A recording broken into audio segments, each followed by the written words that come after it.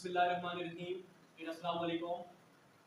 آواز پوائنٹ 360 کے ساتھ میں ہوں آپ کا میزبان ذوالفقار نذیر انقلابی. اس وقت میرے پاس گلوبل سموتھ فلوٹیلیا کے حوالے سے کافی تازہ اپڈیٹ آئی ہیں جو میں آپ کے ساتھ شیئر کرنے جا رہا ہوں.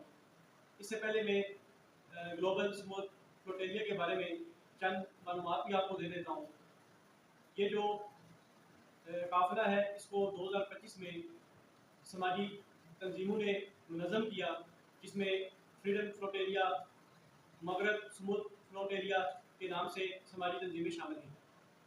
اس قافلے میں 44 ممالک کے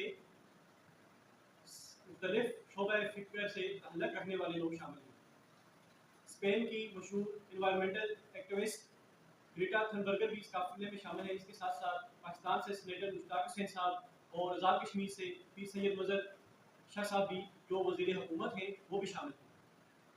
ابھی تازہ اپڈیٹ کے مطابق یہ قافلہ جو 50 کشتیوں پر مشتمل ہے، جس میں 500 مسافر ہیں، وہ غزہ کے پانیوں میں داخل ہو چکے ہیں.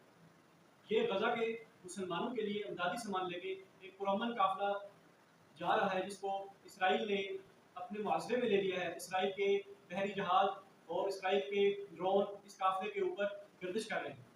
اور فلوٹیلیا کے مطابق ہی ان کے ذریعے سے یہ خبر ملی ہے کہ اسرائیل نے ڈرون طیاروں کے ذریعے ان کی کشتیوں پر حملے کیے ہیں اور ان کے موصلیاتی نظام کو مفلوج کر دیا ہے. اور اس کے ساتھ ساتھ یہ اپڈیٹ بھی آئی ہے کہ گریٹا تھنبرگر کے جہاز کو اسرائیلی فورسز نے قبضے میں لے لیا ہے.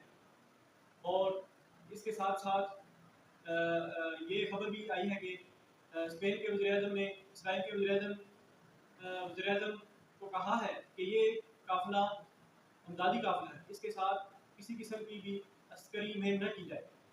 اور اس کے ساتھ ساتھ انسانی بنیادی حقوق کی تنظیم بھی اس قافلے کی حمایت میں سرگرم ہوئی.